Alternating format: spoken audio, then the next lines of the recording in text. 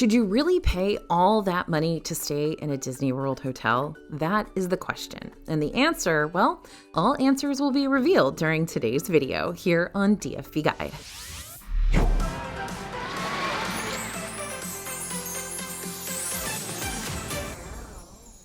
Hey everybody, it's AJ for Disney Food Blog. One of the most exciting parts about planning a Disney World vacation is deciding where you're gonna stay.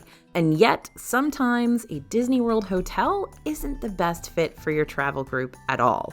As in, sometimes booking a Disney-owned hotel is gonna hurt your trip more than it'll help it. So today, we're gonna break it down to show you when you shouldn't be booking a Disney hotel and when you absolutely, without a doubt, should. So there's no question in your mind that you're making a 100% right decision before you get to that checkout page.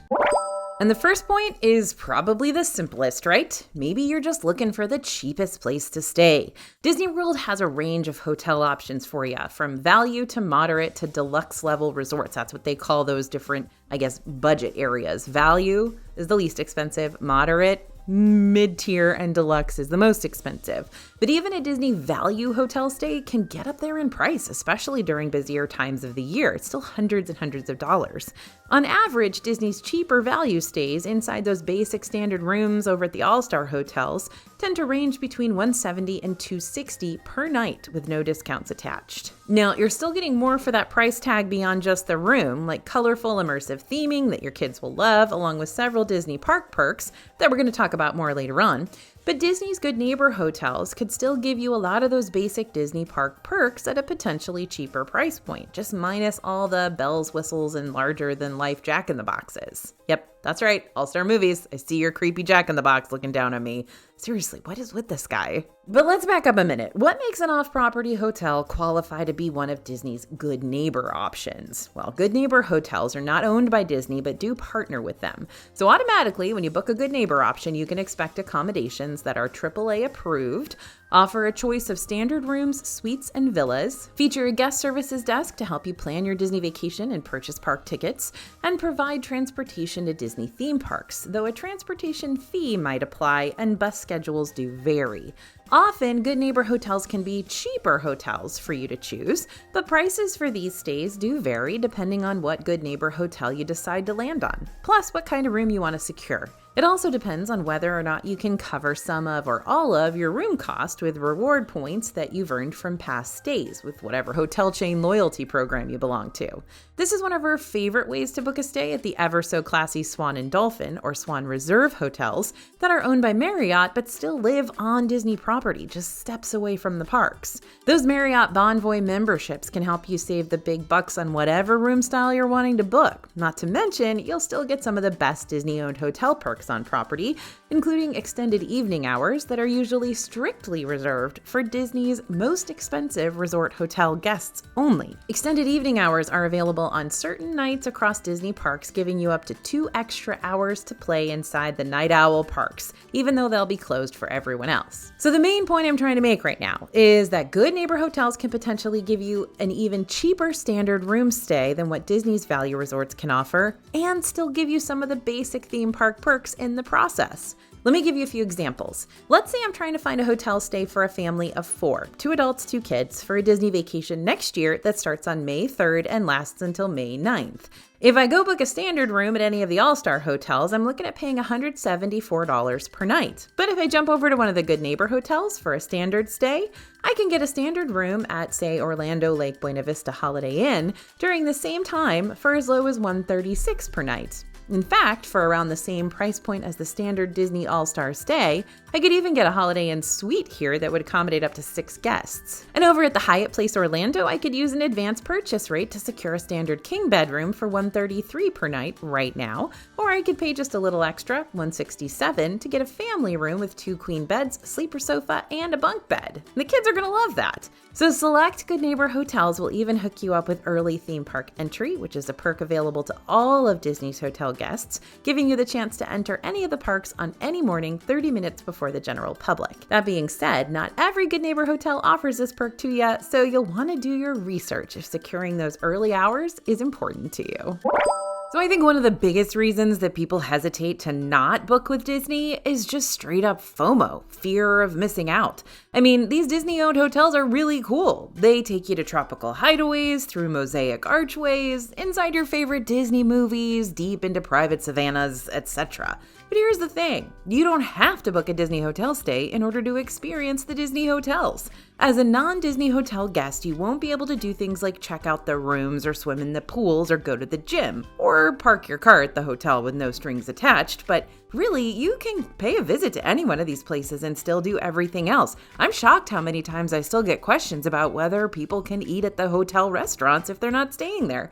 Of course you can! Disney absolutely wants your money! From dining to hotel activities, both free and premium, to shopping around the gift shops, to even lounging the day away on one of the beachside hammocks. In fact, some of my all-time favorite Disney World days have taken place not in the parks, but just doing a full day of resort hopping. Speaking of which, this was a major topic amongst the DFB team not too long ago. We got into talking about our favorite things to do while resort hopping, and the list got so long that we decided to add it in full to our free non-park day at Disney World quick guide. So if you scan the QR code you see on the screen right now, or head over to disneyfoodblog.com/resort day after this, you'll not only get our full list of Disney Springs recommendations, but our top things to do at every single Disney World hotel that you don't have to pay for a room reservation for. Just show up and have fun. Now, there are two things I do want to mention that might throw off your groove as a non-hotel guest if you're not prepared for them. Number one, if you're planning to drive between hotels, you can generally only park at Disney's resorts if you're staying as a guest there, or if you've booked an advanced dining reservation for one of their table service restaurants. Otherwise, it's a better idea to park at Disney Springs first or at one of the theme parks and then take a bus over to one of the resorts from there, or pay for a rideshare to get you to where you need to go even faster.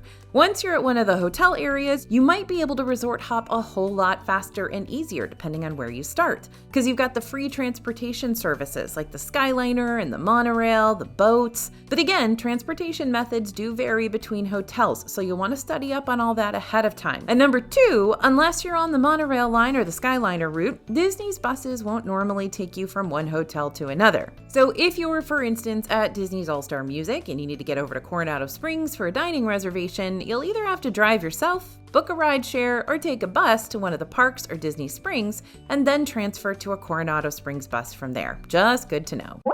Disney World's not the only theme park in Orlando, just FYI. Theme park properties like Universal, SeaWorld, Legoland, they also have their own lineup of hotel options that'll give you special benefits for their parks. For instance, arguably Disney World's biggest competitor, Universal Orlando, has hotels nearby that are also broken up into different price categories, many of which will still give you a cheaper stay than what Disney offers. We got full videos up on our channel all about Universal Orlando's various hotel offerings from best to worst, but some of the perks you can expect to go along with a Universal stay include free Universal Express Unlimited passes. These are quintessential, my friends, an unbelievable deal. And those are for guests staying at either Loews Royal Pacific, Hard Rock Hotel, or Loews Portofino Bay. You also get 1 hour early admission to select park locations on certain days, complimentary transportation, free package delivery. See that, Disney? Free package delivery. It can be done. Priority seating at select restaurants for signature hotel guests only. And for those staying at Helios Grand over there by Epic Universe, you're going to have a dedicated park entrance leading you right into Celestial Park. It is amazing. You feel so special. Now, for Legoland Explorers, you got 3 Legoland-specific hotels to choose from, including the Pirate Island Hotel, the Classic Legoland Hotel, and the Beach Retreat Hotel. Not only are these decked out and over-the-top theming, perfect for all the master builders out there, but each room also tends to have an extra hidden surprise that'll keep both kids and grown-ups entertained. Not to mention, you'll be steps away from Legoland. And over at SeaWorld, you're going to find a lot of chain hotels that have directly partnered with the park to offer deals on various vacation packages while keeping you within walking distance, or at least only a few minutes drive, from all the action. Now, if you're planning on visiting both Disney World and one or multiple other park properties, then you might want to have your cake and eat it too by doing some split stays. When you're inside the Disney bubble, you can stay on Disney property to take advantage of their perks, but when you're ready to go check out another park bubble, you can just transfer over and stay at one of their hotels instead and reap the benefits of those perks too. It's Hotel Perk Palooza up in here. If you do decide to do this split stay type of strategy, I definitely recommend adding a little break day in the middle of your vacation itinerary to make the transition easier on everybody. After all, traveling from point A to point B in Orlando traffic and having to move into your new room could take quite a bit of time, so having that flexibility instead of planning a park day and paying a bunch of money for park tickets, on top of all that moving and grooving, could keep your stress levels from over the top. Whoa, I'm sorry, what? Is it true that some of those non-Disney owned hotels in the area might actually have better perks than Disney's perks? Well, it depends on who's asking. Let's take a look at some of the best perks in Disney's Good Neighbor hotels and nearby hotel chains that Disney does not provide for its guests, which might become the final tipping point on your hotel scale. First, of course, is the free breakfast. This one's a big deal for me. I love a free hotel breakfast, even the mid-tier ones, because if I can simply grab an on-the-go pastry and not have to worry about paying anything extra for it, that's going to make my vacation so much more convenient and keep me fed all trip long. I will wake up early for a hotel breakfast. Now, Disney's hotels have a variety of breakfast options ranging from quick services to sit-down meals, but you're always going to have to pay for those. And I'm not saying that every Good Neighbor hotel or off-property hotel is going to have complimentary breakfast, though in my perfect world, that would always be the case. That being said, many hotels do have free breakfast for their guests. So to find out which Good Neighbor hotels specifically offer complimentary breakfast, just go to the Good Neighbor Hotel's website. Yes, there is one. Click on the Browse Hotels tab at the top of the screen and filter to complimentary breakfast. And that's going to weed out all the free breakfast options for you. But I will say one of my favorite places to stay and get free breakfast near Disney World is the Drury Plaza Hotel Orlando. That's near to Disney Springs. Not only is the buffet sprawling with all sorts of different morning goodies, but you'll also have the chance to make free Mickey waffles here too. And speaking of Drury Plaza, these guys are really good at just filling you up with free food like all day long. Last time we checked into this place, they were immediately like, hey, you want some free popcorn and soda?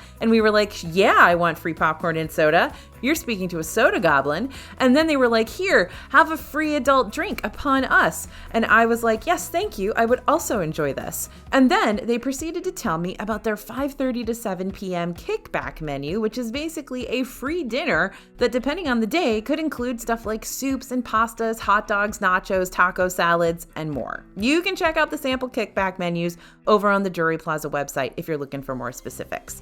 So really, a stay at Drury could mean not just one free meal per day, but 2 plus snacks and drinks. And that is kind of a Disney miracle. Now, other non-Disney hotels might also offer up free drink coupons and complimentary snacks like fresh cookies, so be on the lookout for those freebies in case they're available. You're paying for a room here after all, might as well take all the freebies you can. Now, heads up, Drury doesn't pay us.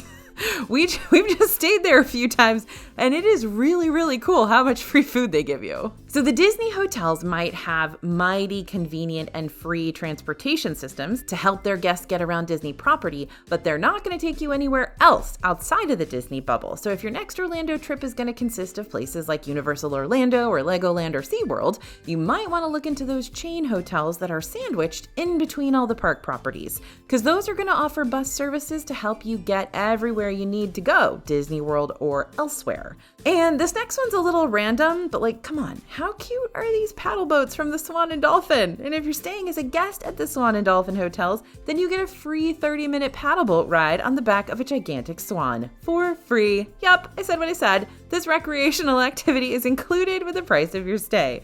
So before you could make online reservations to book your paddle boat in advance, but now all you need to do is grab a pass from the Cabana Beach Hut on site after you give them your name, hotel room number, and number of riders, and you are good to go. And how about a full-on oasis? Have any of y'all taken the time to really dive into the Evermore Orlando Resort? Again, they don't pay us. It's just unbelievable how freaking huge their pool is. Listen, I love the Disney hotel pools. In fact, I'm going to be talking a whole lot more about them pretty soon. But when you book a stay at Evermore, you're not just getting a pool, you're getting like an ocean. It's 17 million gallons of water and has 2/3 of a mile of beachfront. This bay is so big There are even complimentary kayaks and paddle boards that you can rent to help you cross it. It's massive. Okay, now how about if you're traveling with a big group? So the Disney hotels will gladly accommodate your group of 6+ guests, but you're gonna have to pay a pretty penny for those bigger hotel spaces. Your most affordable accommodations for bigger groups on the Disney scene are going to be over at All Star Music, which has a 1-bedroom family suite starting around $400 per night. And Fort Wilderness Cabins, they start around $500 per night. Even the family suites at Art of Animation tend to average around $570 per night, but they do have some of the most fun Disney theming for kids, which might make the cost more worth it for you. Although I would probably choose a Fort Wilderness Cabin, even over the Art of Animation family suites. I don't know, I'm gonna have to think about that. But when it comes to other suite options, ranging from 1 to 3 bedrooms tops, these rooms could cost over $1,000 per night easily, even during non-peak season times. Now that price point could be easier to swallow if you're splitting the bill with other group members, but if your group would rather ditch the Disney conveniences for a cheaper stay and extra wiggle room, you might want to consider booking a reliable Airbnb or VRBO instead. These third-party rental sites often have full houses available to book with multiple rooms and bathrooms and full kitchens, and sometimes even private pools and hot tub areas that'll often cost hundreds less than what Disney can offer you. So here's what I'll say about Airbnbs and VRBOs. My whole truth and nothing but, because I book these a lot. I've had really great experiences with these sites, but I've also had experiences where I wish I would have done some more research before committing, because sometimes these rentals can be like 30+ minutes outside of Disney property, or there are additional cleaning fees attached to your final bill, or the parking situation is way too limited, or they're just not as clean as you want them to be. You get the idea. It takes a lot more research to make sure you're comfortable with the Airbnb or VRBO that you book versus booking with Disney, where you pretty much know exactly what you're signing up for. Not to mention, if any trouble arises and you need to shift your vacation days or cancel entirely, Disney will likely work with you to make sure you either get your money back or everything transferred to your new arrival date.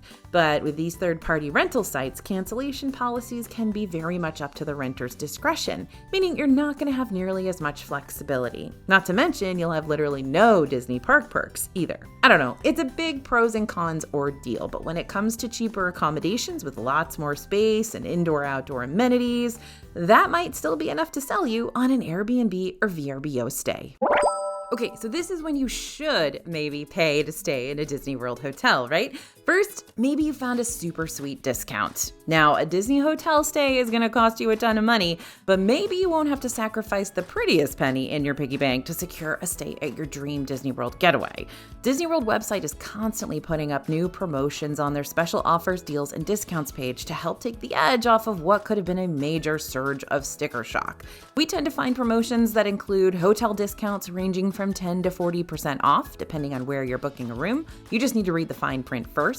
Free Disney Dining Plan additions to go along with vacation package purchases. Basically, this would prepay for all of your meals before you even made it onto property. I'll talk about this more in just a second. And special room discounts for select groups like annual pass holders, military, Disney Visa card holders, sometimes even Georgia and Florida residents. That sounds fantastic, but you go out onto the special offers, deals, and discounts page only to wind up overwhelmed and confused about which deal is actually going to be the best fit for you, then I would recommend reaching out to a reliable travel agent. We always use Small World Vacations. They are incredible agents. They are all full-time agents. This is all they do is book Disney trips for people, and they will do all that number crunching for you. I cannot sing the praises of this team enough. I just went to their agent event last week and met all of them, and they are wonderful. Anyway, I'm not here to gatekeep them, so if you want to reach out to them for a free quote, click on the link in this video's description after this and let them know AJ says hi. Now, what if you want the truly best Disney conveniences? So we've been talking about how Disney hotels will give you the best Disney theme park stuff to reward guests for staying on property with them. So I guess it's about time I really dive into what these perks are. First, early theme park entry and extended evening hours. I already covered these pretty well earlier, but it never hurts to recap. Early theme park entry equals 30 extra minutes at the parks in the morning for all Disney hotel guests and a select number of Good Neighbor hotel guests too. And extended evening hours equals 2 extra hours in the parks on certain nights for all deluxe Disney Hotel guests, and Swan and Dolphin and Shades of Green guests too. Number 2 perk, free transportation. Again, covered this one earlier, but the most important thing to remember here is that no matter which Disney hotel you choose, you'll have some sort of free transportation that'll get you to the parks and Disney Springs and potentially to other hotels without you having to do any of the driving if you don't want to, or you're not able to.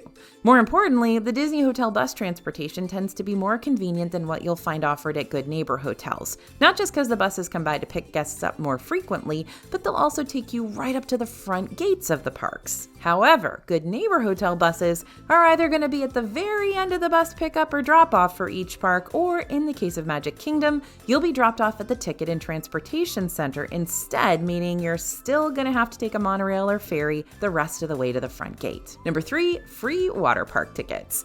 For the remainder of 2025, all Disney hotel stays will come with free water park tickets for either Typhoon Lagoon or Blizzard Beach that you can use on your hotel check-in day. And after 2025, the free water park perk will return, but just for the summer season. At any rate, a one-day water park ticket tends to cost $74 per adult and $68 per kid, so a family of 4, 2 adults, 2 kids who were already planning on going to one of the water parks will be saving around $284 on tickets. Number 4, free parking. Yes, they didn't always have free parking at the hotels, but they do again now.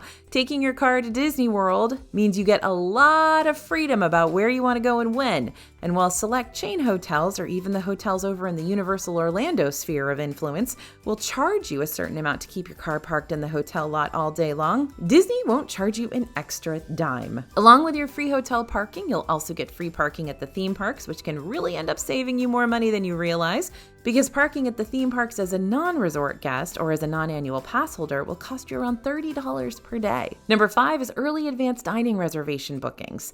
When it comes to Disney's table service meals, everyone's able to make advanced dining reservations up to 60 days before their visit, but only Disney hotel guests will have a booking window of 60 days plus however many additional days they've booked at a Disney hotel room, up to 10 days max. So this head start could be the key difference between getting coveted reservations for places like Beacon Barrel in Magic Kingdom or Space 220 in Epcot, or missing out on them altogether. Number 7, a head start on Lightning Lane selections. On a similar note, Disney hotel guests also get to start pre-selecting their multi, single, or even Premier Pass Lightning Lanes if they want to purchase one of these premium skip the ride line services for select parks throughout their vacation. Disney hotel guests can start pre-selecting and pre-purchasing Lightning Lanes 7 days before they check in to access the cream of the Lightning Lane crop. Meanwhile, non-hotel guests can start making their pre-selections only 3 days before their visit. And number 8, the Disney Dining Plan. The Disney Dining Plan can be booked as part of your vacation package, and if you're not a DVC member or annual pass holder, you'll need to bundle hotel and tickets together in order to get it. But that will let you prepay for the bulk of your meals ahead of your trip. The DDP can make your vacation more convenient, but depending on how you prefer to dine around the parks, you might wind up paying more for that convenience than what your meals would have cost you out of pocket. That's why the DFP team and I put our noggins together and came up with a Maximizing the Disney Dining Plan guide, which includes full detailed chapters that cover everything from understanding the math behind the dining credits to showing you the best ways to use the Disney Dining Plan, catering around your family's specific preferences. There's also quizzes that'll show you your Disney dining style if you don't know it already, and more. Just head to dfbstore.com after this and be sure to type in code YouTube for a dining guide discount. Okay, sure, maybe Disney's pools aren't going to be as massive at what you'll find at Evermore, but they are really, really cool. And your kids may well prefer Disney's pools just for the theming alone. I was actually sitting at Hurricane Hannah's outside of Stormalong Bay at Disney's Yacht and Beach Club just last week, and there was a family next to me, and the parents asked the kids, what was your favorite thing we did today? And they had been, I believe they had been to Magic Kingdom, they had been to Epcot, they had ridden a bunch of stuff, and the kids were like, pool. That was their favorite thing, and that happens all too often in families, I'm afraid.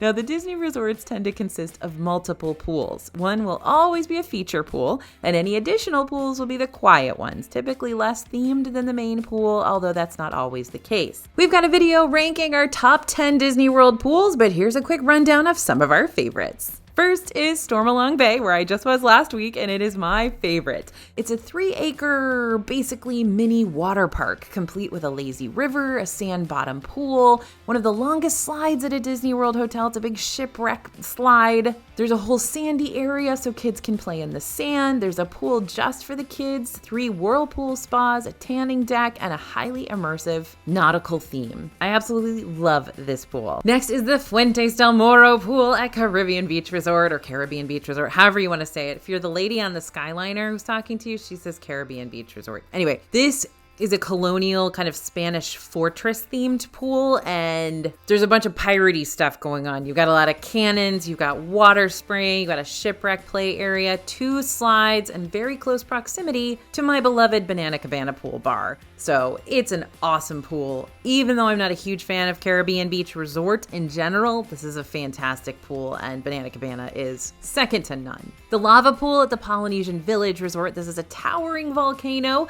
also happens to house a 142-foot-long water slide with a crystal clear view of Cinderella Castle in the distance. But even beyond that, this zero-entry pool is also right next to a completely epic tiki-themed splash pad for the kids and the Pineapple Lanai Dole Whip window. And don't forget, you can also go to Tiki Terrace, where you can grab a spiked Dole Whip as well. Number 4, the Lost City of Cibola pool. This is Coronado Springs. It's a 50-foot Mayan pyramid and a 123-foot-long water slide. So forget about the parks. This is where you need to be when it's 1,000 degrees in Orlando. Coronado Springs is also home to the largest hotel hot tub on property, which my scriptwriter Bria and I argue over whether that's a cool thing or a gross thing. And the Big Blue pool at Art of Animation Resort. So don't let this feature pool fool you. This is actually the biggest pool in all of Disney World, which I find significantly less creepy and gross than the largest hot tub.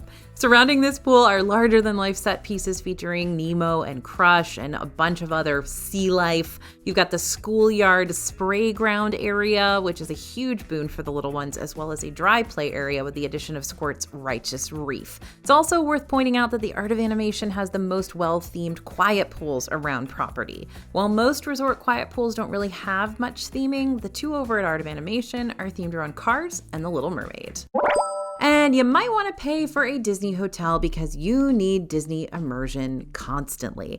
At the end of the day, an off-property hotel stay is going to be missing something critical. That's that extra dose of I'm in Disney World, right? There's just something about stepping into that Disney lobby for the first time, smelling the smells, scanning your magic band to reveal your room, and spending an evening eating s'mores and watching animated Disney films on the hotel's back lawn that you're going to be missing if you stay somewhere else. A stay at a Holiday Inn or a Hampton will be potentially way cheaper, but arriving to the Disney bubble and not having to leave the Disney immersion at the end of a long park day can help keep you inside the magic whether you're in your hotel room or not. That's what makes these hotels less hotel-like and more of an experience in and of themselves. At least that's what Disney's trying to do. Now, we've got so much more to tell you about the Disney World hotels. I have stayed at every single one multiple times, and we also have a lot to talk to you about off-property hotels where we have weathered hurricanes. So here's where we're going to play a little choose your own adventure. If you want to learn more about Disney hotels, check out our ultimate guide to Disney World hotels video next. If you want to learn more about one of our favorite non-Disney hotels, we've got a whole Drury Hotel Plaza video you can check out next. Or if you're wanting a little bit of everything, an off-property stay and a full day exploring Disney-owned hotels, don't forget to pick up our full DFB guide that'll help you build out a non-park Disney World day over at disneyfoodblog.com/resort day. Thanks for listening, everyone, and thanks for watching. As always, this is AJ for Disney Food Blog, and we'll see you real soon.